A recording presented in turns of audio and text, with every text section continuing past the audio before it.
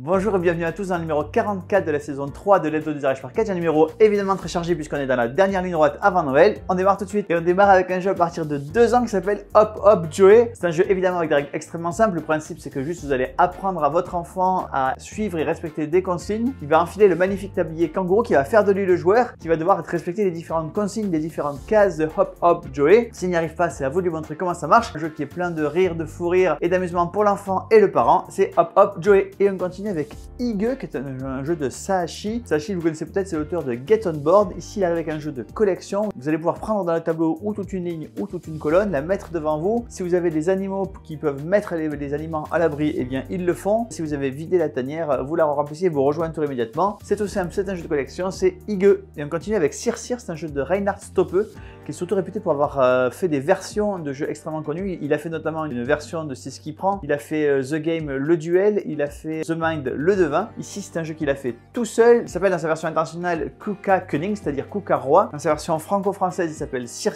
Le jeu est exactement le même, évidemment. C'est un jeu simultané dans lequel tous les joueurs vont devoir désigner une pile qu'ils vont vouloir prendre. S'ils sont seuls à vouloir prendre cette pile, eh bien, ils la prennent. S'ils sont plusieurs, eh bien, on enlève une carte de cette pile et on remet les joueurs en jeu pour prendre une autre pile ou cette pile avec une carte de moins. 2 fois dans la partie, on va compter les points. Les comptages de points est extrêmement simple, ça dépend évidemment des cartes que vous avez. C'est Sir. Et on continue avec Ayla et l'éclat de montagne. C'est peut-être le jeu le plus étrange de la semaine. Je vous le présente, profitez-en vite si vous le souhaitez parce qu'on a déjà toutes les boîtes de 2023. On sait que le fournisseur est en rupture. On aura un reprint qui arrivera en 2024, mais pas avant. C'est un jeu narratif avec une thématique qui a l'air très enfantine comme ça. Le jeu semble tourner vers les 8-10 ans. Derrière les graphismes assez enfantins, il y a des problématiques relativement matures. Donc c'est plutôt un jeu réservé aux enfants de 12 ans et plus. Dans Bambi, on parle de la mort de la mère de Bambi. Il y a ce même genre de thématique de deuil, de tristesse, etc. Donc si vous faites ça avec des enfants, accompagnez-les. C'est un jeu qui peut se jouer seul ou à plusieurs, un peu à la manière d'un livre dont vous êtes le héros, où vous allez faire des choix à chaque carte que vous tournez. Vous allez pouvoir récupérer des ressources ou dépenser des ressources pour avoir de nouvelles choses. Il peut arriver que la carte que vous jouez vous demande d'être détruite, auquel cas elle retourne dans la boîte et elle peut être ou pas remplacée par une autre carte. En tout cas, ça va faire avancer l'histoire. Il y a 6 chapitres dans la boîte. Chaque chapitre se joue entre une demi-heure et 45 minutes. L'histoire, je vous le disais, progresse sur des thèmes relativement matures et qui parlent de sujets assez graves. C'est Ayla et l'éclat de la montagne. Je vous parlais de livres dont vous êtes le héros. Voici également cette semaine 2 nouveaux livres dont vous êtes le héros, un peu d'un nouveau genre, puisque ce sont à la fois des livres dont vous êtes le héros, mais également des jeux de gestion. Vous avez l'éveilleur que vous allez pouvoir jouer 2 fois, puisque vous allez jouer soit du côté d'un cultiste qui va essayer de révéler un mal indicible, ou du côté d'une créature divine qui va essayer d'enfermer au contraire ce mal. Donc 2 parties différentes dans le même univers, et c'est l'univers d'Osterion. Et puis il y a les âmes seules. Les âmes seules, ça se passe dans le Haut-Doubs en 1906, donc une atmosphère extrêmement particulière. Un crime a eu lieu, à vous de résoudre ce crime en 5 jours, donc vous avez un temps limité, vous allez devoir avancer dans votre enquête pour découvrir qui a commis ce crime. Les âmes seules, l'éveilleur, 2 nouveaux livres-jeux d'un genre assez nouveau. Et on continue avec un jeu de Maxime Rambourg et Théo Rivière, 2 auteurs évidemment très confirmés, qui ont notamment fait The Loop ensemble déjà, qui arrive ici avec un jeu qui s'appelle Dracula versus Van Helsing, qui se joue à 2 joueurs et seulement à 2 joueurs. Un joueur va jouer le rôle de Dracula et l'autre joueur, je ne vous le cache pas, c'est Van Helsing. Un jeu asymétrique puisque l'objectif de Dracula, ça va être de convertir des citoyens en vampires, alors que le de Van Helsing, ça va être de tuer Dracula. À chaque tour, vous allez pouvoir piocher une carte et puis soit jouer une carte de votre main, soit défausser la carte que vous venez de piocher, faire son effet, et puis ensuite on va résoudre tous les quartiers les uns après les autres. Si dans le quartier c'est Dracula qui gagne, un citoyen devient vampire. Si c'est Van Helsing, Dracula perd un point de vie. Et évidemment, au bout de 5 tours, on voit qui a gagné. C'est Dracula contre Van Helsing. Et on continue avec Mandamina, un jeu de coopération silencieuse qui se joue soit solo, et donc là forcément vous allez être silencieux, soit à 2 joueurs, mais dans ce cas-là vous n'avez pas le droit de parler. Le principe est extrêmement simple. Vous avez des billes qui sont réparties sur le plateau. Vous allez pouvoir déplacer à chaque tour une bille vers une case vide, et l'objectif c'est d'avoir toutes les billes de même couleur qui sont regroupées les unes avec les autres. Évidemment, vous allez devoir le faire en un minimum de coups, donc à vous de trouver la bonne stratégie pour regrouper les billes sans perdre trop de temps. C'est Mandamina. Et on continue avec un autre jeu coopératif qui s'appelle L'Incal Infini, qui est évidemment basé sur les BD de Jodorowsky et Moebius. D'ailleurs, les illustrations du jeu sont de Moebius lui-même. Le jeu, lui, est de Guillaume Montiage et Manu Rozoy, qui sont 2 auteurs experts dans les jeux narratifs, puisque Ils sont les auteurs de Time Stories, de Suspect et de bien d'autres jeux. C'est un jeu de coopération dans lequel vous allez pouvoir circuler de pièce en pièce pour essayer de révéler où se trouve l'incal. Évidemment, vous n'avez pas le droit de communiquer sur les différentes cases que vous allez trouver, ou en tout cas pas sur les cases sur lesquelles se trouve l'incal. C'est l'incal infini. Et on continue avec La Famiglia, la grande guerre de la mafia. C'est un jeu de Maximilian Maria Thiel, qui est notamment l'auteur de Magna Storm ou de Power Struggle. Ici, il nous arrive avec un jeu à 4 joueurs et exclusivement à 4 joueurs. C'est un jeu qui va se jouer à 2 contre 2. Chaque joueur va avoir une famille de la mafia sicilienne des années 80. Les familles ont des pouvoirs différents, donc le jeu est très asymétrique. L'objectif est de contrôler un maximum de territoire évidemment. À chaque tour, vous avez une phase de planification dans laquelle vous allez dire ce que vous allez faire. Cette planification se passe de façon simultanée. Vous allez pouvoir entraîner vos équipes, faire un coup de force ici ou là. Et puis on révèle les actions, on les résout et on passe au tour suivant. L'objectif évidemment est de contrôler la Sicile, puisque dans les années 80 en Sicile, vous le savez, il y a eu une grande guerre de la mafia. C'est la Familia, la grande guerre de la mafia. Et on continue avec A Long History, un jeu de François Bachelard, dont je sais qu'il nous regarde et je le salue. Ce jeu a une histoire extrêmement particulière puisqu'il était d'abord prévu qu'il soit édité par Edge. Et donc Edge a fait tout un travail autour de ce jeu, mais malheureusement n'a pas réussi à aller au bout puisque Edge a disparu. Et donc François Bachelard s'est retrouvé avec tout ce travail qui avait été fait notamment sur les illustrations de ce jeu, personne pour l'éditer. Donc il a décidé de l'éditer avec sa propre maison d'édition qui s'appelle Nostromo Édition. Ce qui fait que le jeu arrive avec plus de 150 illustrations différentes sur les cartes. Le jeu quel est-il? C'est un jeu de civilisation où vous allez pouvoir jouer sur 3 âges différents, donc soit vous faites une partie sur un âge, et la partie dans ces cas-là dure moins d'1 heure de jeu, soit vous faites 3 parties d'affilée dans les 3 âges différents, qui sont la préhistoire, l'antiquité et le Moyen-Âge. Dans ce cas-là, évidemment, la partie va durer un peu plus longtemps. Le principe de ce jeu, c'est un jeu de dés avec un tirage commun, et les joueurs vont devoir utiliser ce tirage pour essayer de collecter des cartes qui vont les faire avancer dans leur civilisation. C'est A Long History. Et on continue avec Defcon 1, qui est un jeu tout à fait asymétrique qui se joue de 2 à 5 joueurs. Ça se passe dans les années 80, donc en pleine guerre froide. Vous avez 5 factions possibles, qui sont évidemment le traité de l'Atlantique Nord, le pacte de Varsovie, mais également la France, la Chine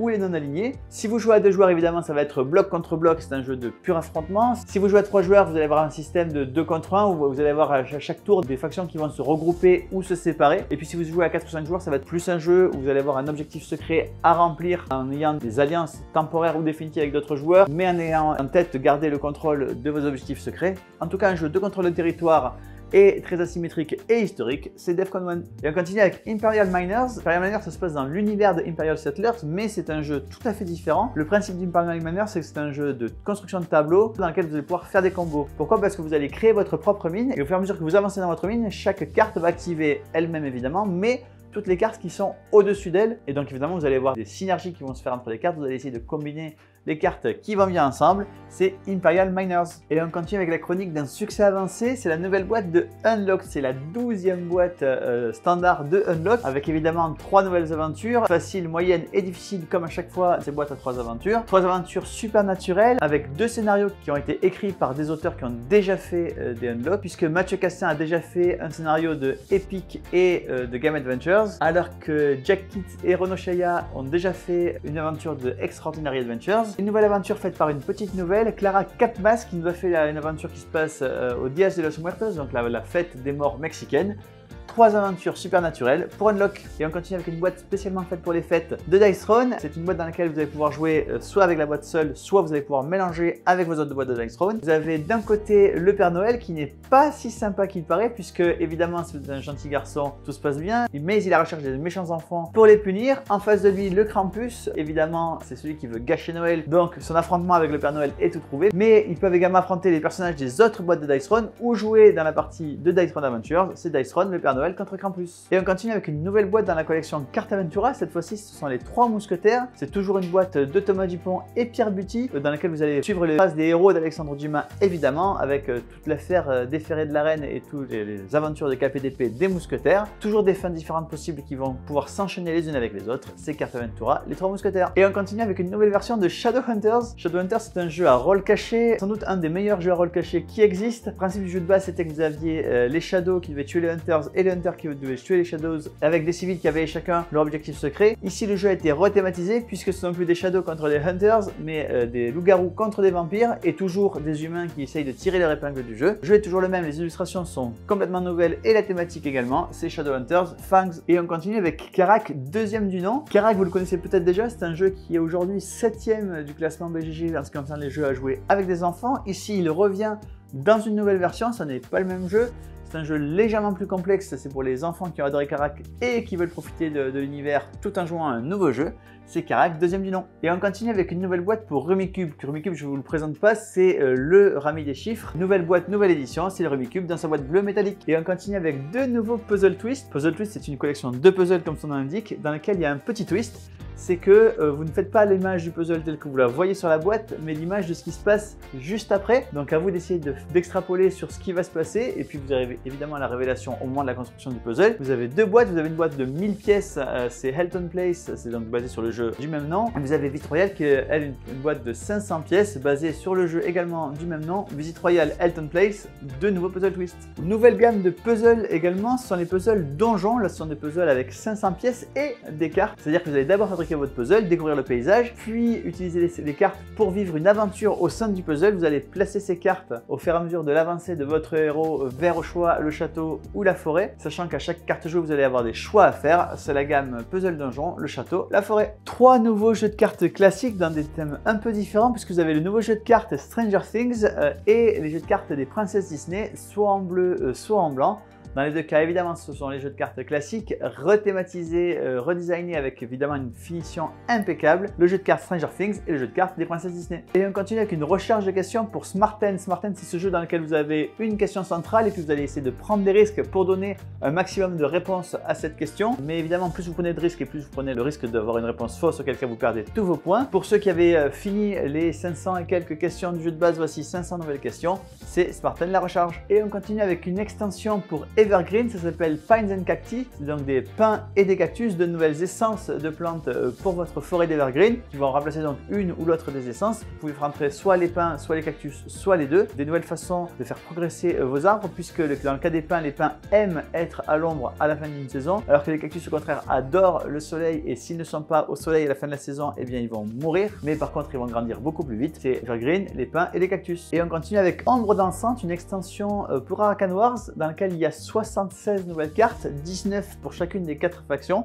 Donc évidemment, ça va encourager à renouveler et renouveler sans arrêt vos parties. C'est Arakan Wars, Ombre dansante. Et on continue avec les terres d'Arleux. Arleux, c'est bien une ville en Allemagne, ce n'est pas la ville dans le sud de la France. Les terres d'Arleux, c'était un jeu de base de Uwe Rosenberg, le fameux auteur de Agricola, Le Havre et plein d'autres jeux. C'est un jeu qui se jouait à 1 ou 2 joueurs. Et arrive maintenant les terres d'Arleux, le commerce du thé, donc une extension pour les terres d'Arleux, qui va rajouter évidemment le commerce du thé comme son nom l'indique, mais également la possibilité de jouer à 3 joueurs avec des règles qui vont raccourcir les parties pour les parties à 3 joueurs. Et comme d'habitude, on va faire un pack avec les terres d'Arleux et son extension, le commerce du thé. Et on continue avec une nouvelle extension pour Destinies qui s'appelle Sourcebois, Witchwood en anglais, dans lequel évidemment vous allez vivre de nouvelles aventures à la façon de Destinies. Vous allez avoir des choix narratifs tout au long de la partie, mais avec une notion de compétition, puisque un seul joueur peut gagner la partie. C'est Destinies, Sourcebois. Et on termine avec 3 extensions pour Alien, une belle journée au soleil. Vous avez Pilote d'élite, une extension qui vous apportait 2 pilotes au sol et 4 nouvelles sortes d'aliens, donc évidemment des atouts mais également des inconvénients. Vous avez Escouade de choc avec 6 nouveaux personnages